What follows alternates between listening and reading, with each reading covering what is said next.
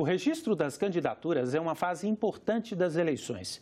Nesse período, a Justiça Eleitoral avalia se os concorrentes aos diversos cargos cumprem todos os requisitos legais. Um dos mais importantes é a Lei da Ficha Limpa, que impede a candidatura de quem foi condenado em segunda instância. Mas haveria exceções? Como os partidos podem recorrer das decisões da Justiça? E se for preciso substituir um candidato? É o que nós vamos discutir hoje no programa Eleições 2018.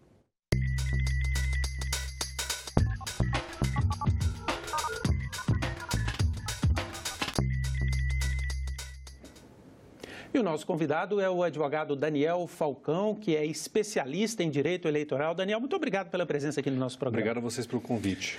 Bom, nós sabemos que nesse processo de eleição, essa etapa de registro das candidaturas é muito importante. Mas a gente vê historicamente que entre o registro e as decisões da Justiça, há um intervalo de tempo grande. Muitas vezes a campanha já começou e surgem decisões no meio da campanha, até depois de candidatos eleitos. Isso não é muito ruim? É a única alternativa que haveria? Infelizmente, já não era bom e o Congresso Nacional dificultou um pouco essa questão. Por quê? Até 2014, as convenções eram em junho, o registro de candidatura se dava até dia 5 de julho e aí a eleição, primeiro domingo de outubro. Então, você tinha praticamente 3 meses para cuidar do registro de candidatura, já que as eleições começavam em 6 de julho, a propaganda na TV e no rádio em agosto. Esse período foi encurtado, porque as convenções agora são final de julho e começo de agosto, entre 20 de julho e 5 de agosto, o registro é até dia 15 de agosto, só que a eleição continua no primeiro domingo de outubro. Então, você diminui o tempo de propaganda e diminui ainda mais o tempo para se julgar os registros. O calendário que o TSE colocou, ele em tese julga todos os registros em instância ordinária até dia 17 de setembro, ou seja, faltando menos de 20 dias para as eleições, em tese que vai se decidir realmente quem são os candidatos. Já começou a propaganda na televisão. Já começou a propaganda na televisão e na rádio quase dia 31 de agosto. E ainda podendo caber recurso, por exemplo, candidatura para a presidência da República, o registro é feito no TSE, pode caber recurso para o STF. Todas as outras candidaturas esse ano, o registro é feito nos TRS, cabendo recurso para o TSE e para o STF. Então, o período ficou muito curto para um problema que é grave. Você acha que isso deve levar a uma judicialização maior, ou seja, mais pendências nesse período de campanha? Eu acredito que sim, porque a lei da ficha limpa está pegando, né? Ela é de 2010 e a partir de 2012 começou a ser aplicada e ela está ainda mais em voga diante de alguns casos que têm acontecido notórios. E isso vai judicializar, porque é ali que se constata se a pessoa atinge todas as condições de elegibilidade, ou seja, a Constituição coloca que para alguém ser candidato tem que ser filiado a partido, tem que ser brasileiro, tem que ser alistado eleitoralmente, tem que ter domicílio naquele local, e entre outros assuntos, e as inelegibilidades, ou seja, o que o candidato não pode cair, quais são as hipóteses jurídicas que o candidato não pode cair. A lei da ficha limpa veio alterar isso em 2010 e criou um monte de outros casos no qual o candidato não pode cair. Então, claro que isso, e diante de alguns caminhos jurídicos que alguns candidatos possam tomar, isso vai ser judicializado com certeza. Quero aprofundar daqui a pouco na questão da lei da ficha limpa, mas eu tenho uma pergunta anterior.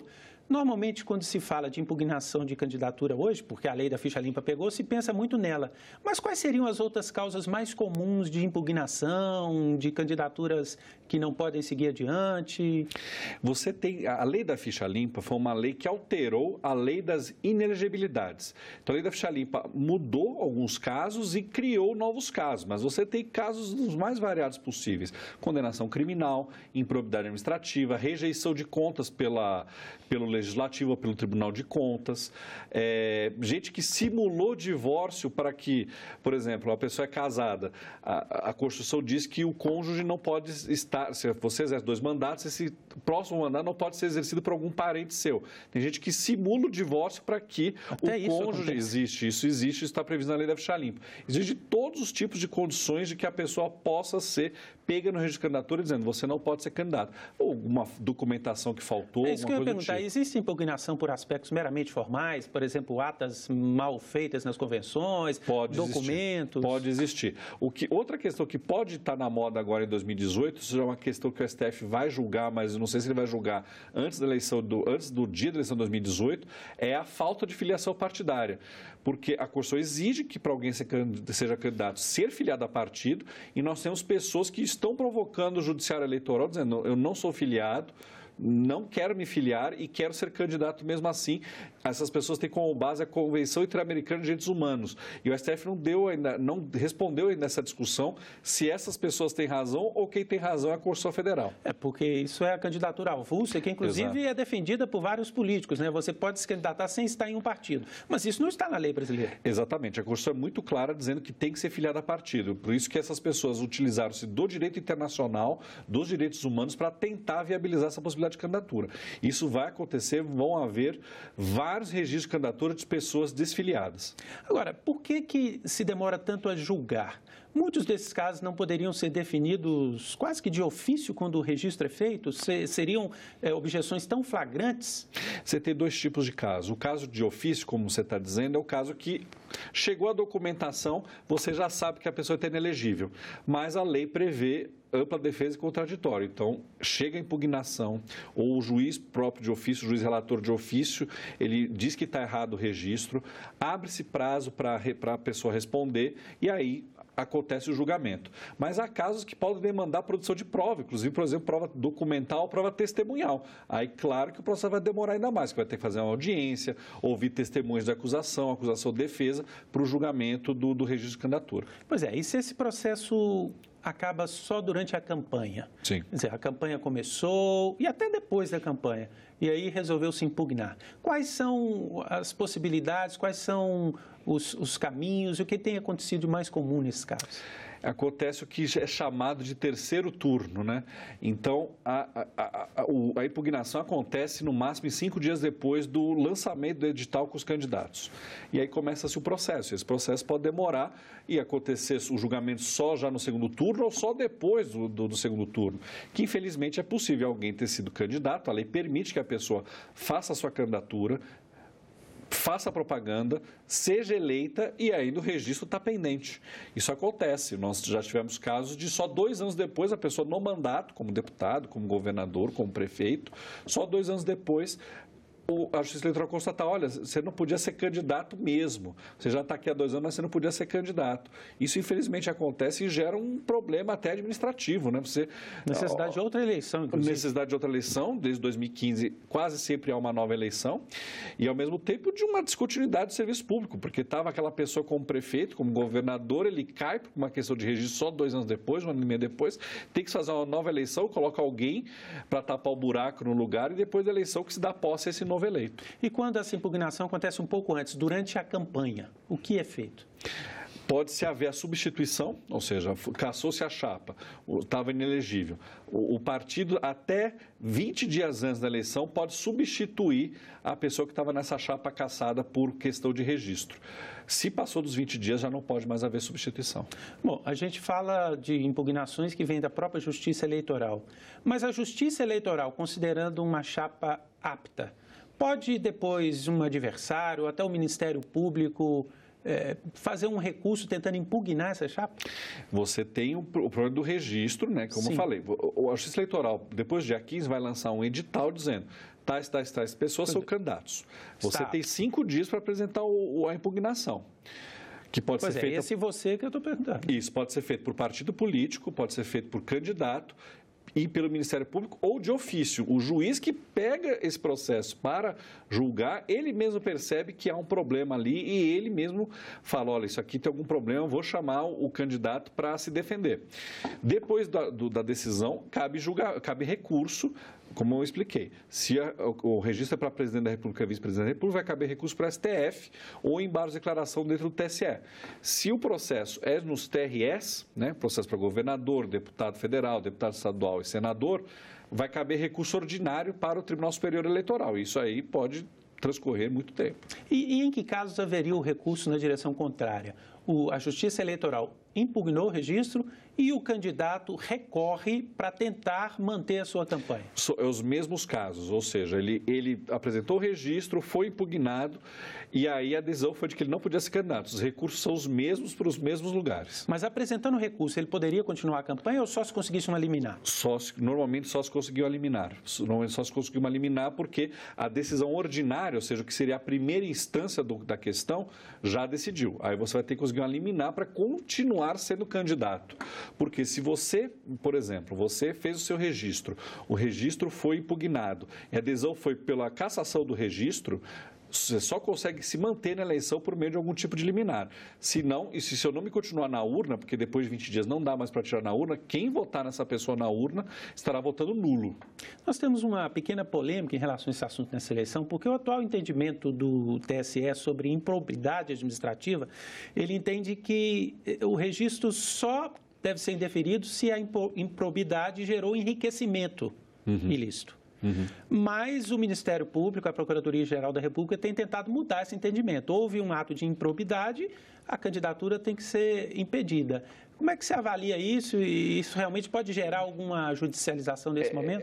São coisas do Brasil, né? A lei, ela foi feita de uma forma bastante clara. Ela pode ter sido de uma forma ruim, mas ela foi feita bastante clara. Lá para haver impugnação de registro de candidatura por improbidade, diz que tem que haver condenação por improbidade de ao menos decisão colegiada de segundo grau, né?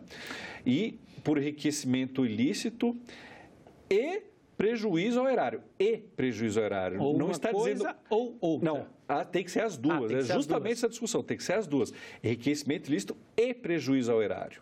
Não pode ser enriquecimento ilícito ou prejuízo ao erário, porque você tem basicamente 3 tipos de improbidade. Quando você desrespeita princípios da administração pública, primeiro, Sim. Enriquecimento ilícito, segundo, e terceiro, prejuízo ao erário. A lei fala que tem que ser 2 juntos, enriquecimento e prejuízo ao erário. Mas o Ministério Público interpreta que está escrito ou, mas está escrito e. Então, existe essa polêmica, a lei ela foi escrita desse jeito, na minha opinião, ela é clara, apesar dela ser ruim. Mas ela foi escrita desse jeito, está lá e. Ou seja, o entendimento do TSE, na sua opinião, é o melhor. Está correto. Diante da lei, está correto. O que o Congresso deveria fazer era mudar a lei e tirar esse e e colocar ou. Né? A e é aditivo, ou é alternativo. Então, não tem como, na minha opinião, não tem como interpretar que está escrito ou onde está escrito e. E no meu entendimento, esses casos devem ser muito comuns, né? O julgamento de improbidade no registro, porque há muitos políticos se reelegendo, com certeza. Muitos governadores. Sim. E aí acontece o seguinte, né? Nas ações de improbidade, não tratando eleitoral, nas ações de improbidade, acontece da denúncia não ter sido correta, pedindo as 2 questões, só pedir uma delas, ou a decisão do juiz, quando condenar, aquela pessoa é ímproba. Ou seja, cometeu improbidade administrativa, não colocar os 2 casos, não cabe à Justiça Eleitoral, olha, eu acho que ele condenou os 2 casos, tem que estar expresso, está condenado nos 2 casos. Se não tem a Justiça Eleitoral achar. Algumas questões de registro de candidatura, a Justiça Eleitoral só constata o que aconteceu no processo de improbidade ou numa condenação criminal. Ele não pode fazer a interpretação do que está acontecendo lá, tem que fazer uma mera constatação. Essa pessoa foi condenada por improbidade nos 2 casos, então ela está inelegível. Foi um caso só, então ela está ok. Como é que o cidadão tem conhecimento disso? Você acha que há muita ou pouca publicização dessas impugnações, desses candidatos que não podem concorrer? Olha, tem meios para o eleitor descobrir, né? Primeiro que essas decisões quase sempre são públicas, então, em tese, se você quiser fazer uma pesquisa nos sites dos tribunais de justiça, tribunais federais e tribunais superiores, você vai conseguir encontrar. Mas mesmo assim, agora, nós estamos em pleno 2018, você tem aplicativos que informam isso. Você coloca o nome de um pré-candidato, de um candidato daqui a pouco, e vai estar lá a ficha dele, dizendo, olha, ele tem uma condenação em 1º grau, ele tem a condenação em 2º grau, por isso ele é ficha limpa, ficha suja e por aí vai. Isso não é uma informação mais tão difícil de encontrar. Fora que a imprensa também faz o papel dela de divulgar. Olha, ele tem um problema e tal. Agora, o que o eleitor precisa saber é exatamente que tipo de problema. Houve recentemente, faz poucos dias, uma adesão do Tribunal Regional Eleitoral de Goiás, no sentido de um candidato A está falando que um candidato B era ficha suja porque ele tinha uma condenação numa ação civil pública. Só que a condenação era em 1º grau. E a lei da ficha limpa diz que alguém só é ficha suja, né? A lei da ficha limpa é um apelido, né? E chamar alguém de ficha suja é decorrência da lei da ficha limpa por seu apelido. Então, a lei da ficha limpa diz, só é inelegível aquela pessoa condenada por improbidade, condenação criminal, por exemplo, após uma adesão colegiada. E adesão colegiada no Brasil só pode ser a partir de segundo grau. E nesse caso que eu trouxe para você, TRE de Goiás, o candidato B tinha uma condenação só de primeiro grau. Então, popularmente, ele não é ficha suja. E o candidato A estava dizendo que o candidato B era ficha suja. O candidato B entrou no judiciário pedindo para que esse tweet fosse retirado e o juiz concedeu a liminar determinando a retirada do tweet. Vamos continuar, então, nesse tema da ficha limpa. Já houve casos, ou é possível um condenado em segunda instância se candidatar? Porque há muitos questionamentos acerca da constitucionalidade da lei. Ela tem sido cumprida de fato à risca? Ninguém com condenação em segunda instância tem conseguido ser candidato desde 2012, quando ela começou a ser aplicada? Ou tem havido exceções em quais circunstâncias? Vamos lá. Há questionamento de constitucionalidade até hoje, porém, a lei da ficha limpa já passou por um controle de constitucionalidade do STF, que por maioria entendeu que a lei da ficha limpa era inteiramente constitucional. Então, há discussões doutrinárias. Eu, por exemplo, acho que alguns aspectos da lei da ficha limpa são inconstitucionais, mas o STF já resolveu isso, né? Bom, a própria lei da ficha limpa prevê uma espécie de válvula de escape. Então, o que acontece? A pessoa está inelegível, né? Só que a pessoa estar inelegível, ela não impede de tentar fazer o registro. Ela tenta fazer o registro e lá que a Justiça Eleitoral vai constatar ou não a situação de inelegibilidade. Mas a própria lei da ficha limpa diz que você pode, no processo que te deixou inelegível, ou seja, um processo criminal, um processo de improbidade, por exemplo, conseguir um recurso e no recurso, se o órgão julgador que é responsável pelo julgamento do recurso achar que o seu recurso é plausível, e isso é a palavra que a lei diz, plausível, ela pode suspender os efeitos da decisão. Ou seja, um recurso em relação à sua condenação e não à sua candidatura. Exatamente. A pessoa foi condenada por um crime. Aí ela tem recurso para o STJ, né? Porque a condenação tem que ser em segundo grau, então recurso para o Tribunal Superior. Terceira instância, STJ. Exatamente. Se o STJ entender plausível o seu recurso, dizendo, olha, realmente pode ser que ele deixe de ser condenado, o STJ pode dizer, suspende a inelegibilidade dele. Então, existe a válvula de escape. Não é uma válvula de escape simples, mas é a única válvula de escape que a lei da ficha limpa permite, por exemplo, a condenação criminal ou improbidade, que são os dois casos mais clássicos de inelegibilidade por causa da lei da ficha limpa. Se não for assim, aí não tem o que fazer, a Justiça Eleitoral constatará a inelegibilidade daquele candidato. Agora, essa válvula de escape, ela também não é meio contraditória, porque a partir da terceira instância não se pode mais julgar o mérito da condenação. Quer dizer, esse recurso que você consegue, ele não é em relação ao mérito, ou poderia ser também? Muitas vezes dizes que não se julga o mérito no STJ e no STF, mas se julga o mérito. O que não se pode fazer é reexaminar fatos e provas. Então, a prova é daquele jeito, o fato foi considerado daquele jeito pelo segundo grau, o STJ não pode entender que o fato foi diferente ou que a prova é diferente. Ele pode dar outro significado jurídico para aquela prova, para aquele fato, mas não mexer no fato e na prova, né? É muito difícil você conseguir reverter uma condenação criminal, por exemplo, num tribunal que não possa reexaminar fatos e provas. É uma coisa dificílima. Mas isso é possível e basta mostrar a plausibilidade do recurso. Agora, a grande questão é o que é um recurso plausível? Essa é a grande palavra da válvula de escape da lei da ficha limpa. Ou seja, se no ato do registro eu ou um suposto condenado em segunda instância, ainda não tiver esse recurso, ele vai ser barrado. Exatamente. A aceitação do recurso dele tem que ser anterior ao registro. Exatamente, em tese sim. Agora, ou até durante o processo de exame. Em tese sim, mas a jurisprudência eleitoral diz o seguinte, o momento final é o dia da eleição. Então, entre 15 de agosto, que é o último dia de registro, e 7 de outubro, nas eleições de 2018, ainda pode haver essa possibilidade. Depois, 7 de outubro, muito difícil. Agora, ao mesmo tempo, entre 15 de agosto e 7 de outubro, o STJ vai colocar a mão nessa cumbuca, acho muito difícil também. Agora, se o registro foi indeferido nesse intervalo e o condenado, o candidato que tem condenação, consegue uma liminar, um recurso no órgão superior depois, Inês é morta ou ele poderia... Se ele não recorreu da inelegibilidade na Justiça Eleitoral, Inês é morta. Se ele recorreu no meio do recurso, vai dizer, olha, mudou minha situação no STJ, então vocês têm que mudar aqui também. E aí pode ser que ele consiga. Queria a sua opinião sobre um tema relacionado à lei da ficha limpa. Aqueles que questionam a lei alegam que a Constituição fala do trânsito em julgado. Sim. Né? E uma lei que diz que em segunda instância eu não posso ser candidato, ela estaria indo além do que a Constituição diz, que olha, você tem direito de ser considerado inocente até o final. Uhum. Qual que é a sua avaliação sobre isso? É uma questão complexa, porque mistura direito penal com direito eleitoral. O que a Constituição fala na questão penal, na condenação criminal? Não será acusado culpado até o trânsito julgado de condenação criminal. Então, a pessoa está recorrendo à condenação criminal, ela não pode ser acusada culpada, isso é uma questão penal. Né? E aí, ao mesmo tempo, a lei da ficha limpa dizendo que a pessoa já pode ficar inelegível sem trânsito julgado, porque uma decisão colegiada de segundo grau, não necessariamente o trânsito julgado vai acontecer agora, pode demorar anos, inclusive. Né? Aí, como o STF resolveu essa questão? Eu não concordo com a resolução do STF, mas foi com o jeito que o STF resolveu. Inelegibilidade não é uma condenação, é um status jurídico. Então, ele está com o status de inelegível, mas ela não é uma condenação em si. A condenação é pelo crime que a pessoa tomou, que a pessoa fez, por exemplo. Então,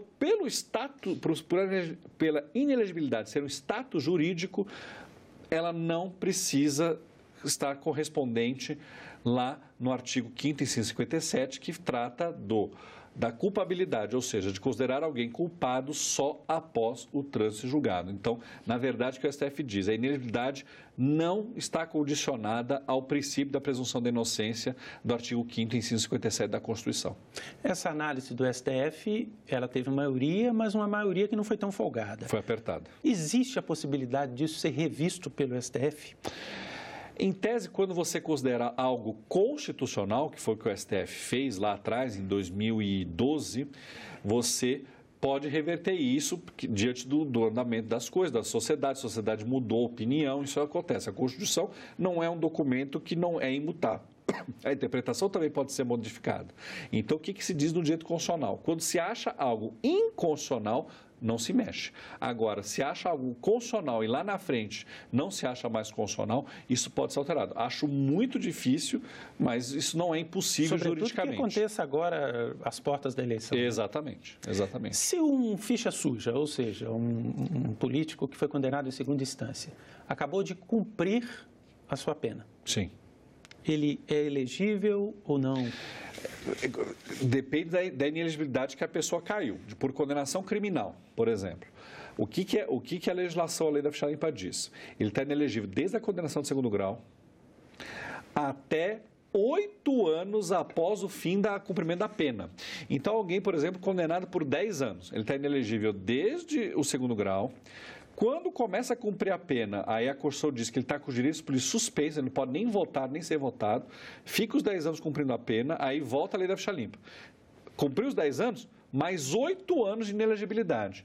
Então, 10 anos da condenação, 8 anos pós, e ainda mais um períodozinho entre a condenação de segundo grau e o início do cumprimento da pena. Então, a pessoa pode ficar 20 e poucos anos inelegível. Agora, independentemente do regime, né? A pena total. Exato. Mesmo das progressões. Aí, claro, quando se indulta, aí ela não está cumprindo mais a pena. Então, aí começa a contar os 8 anos. Por exemplo, anistia, alguma coisa do tipo. Mas se a pena está cumprindo 10 anos, independentemente da progressão, enquanto você está cumprindo a pena, você está com direitos políticos suspensos, que é mais grave do que inelegível. Isso você fala em relação a condenações criminais. Isso. E probidade administrativa, a mesma coisa. Segundo grau já começa a cumprir a pena de improbidade, que pena? Não, improbidade administrativa não é crime, é uma sanção civil. A decisão diz, ela está com direitos políticos suspensos por 8 anos. Então, já começou lá atrás a ficar inelegível, aí começa a cumprir os 8 anos de suspensão de direitos políticos, passou os 8 anos, mais 8 anos que a lei da ficha limpa diz que você fica fora das eleições. Um último caso polêmico em relação a isso é a rejeição de contas pelos tribunais de conta estaduais. Sim. Né? Que pode suscitar a inelegibilidade de governadores. Sim. Como é que tem sido o entendimento hoje? Porque a gente vê que há decisões contraditórias em relação a isso. Você tem uma grande questão que o STF já resolveu também, mas ainda gera problema. Por exemplo, muitas pessoas têm as suas contas julgadas só pelo Tribunal de Contas. Mas a questão é, por exemplo, um prefeito municipal. o Tribunal de Contas, ele dá o parecer dele, mas aquele parecer não é vinculativo, porque quem julga as contas é a Câmara Municipal. E algumas câmaras municipais julgam as contas prejudicadas ou reprovam para se vingar por alguma questão do prefeito. E aí o prefeito vê, mas foi adesão política, mas a Constituição diz que quem cabe julgar a conta de prefeito é a Câmara Municipal. Só que lá a lei diz que tem que ser por irregularidade insanável e que gere improbidade. Então, são vários requisitos para alguém cair na questão de rejeição de contas. Tem que ser rejeição de contas por órgão competente, irregularidade insanável e que gere improbidade administrativa. Não pode ser qualquer rejeição de contas que faça a pessoa ficar inelegível. Ou seja, mesmo às portas da eleição, nós poderíamos fazer programas até dezembro discutindo esse tema, porque haverá, com certeza, muitos questionamentos na Justiça. Tranquilamente. Você, por exemplo, tem uma inelegibilidade que pouca gente lembra. Se você faz parte de um conselho profissional, por exemplo, advogado, faz parte do OAB, e tem a punição do OAB, você está inelegível por 8 anos, por exemplo. Daniel, muito obrigado por nos ajudar a esclarecer esses temas. Obrigado a vocês pela oportunidade. Nós agradecemos também a sua companhia. Você pode rever esta entrevista lá na nossa página na internet, senado.leg.br/TV. Pode sempre entrar em contato com a TV Senado ligando de graça para 0800 61 22 11. Muito obrigado pela audiência e continue sintonizado na TV Senado.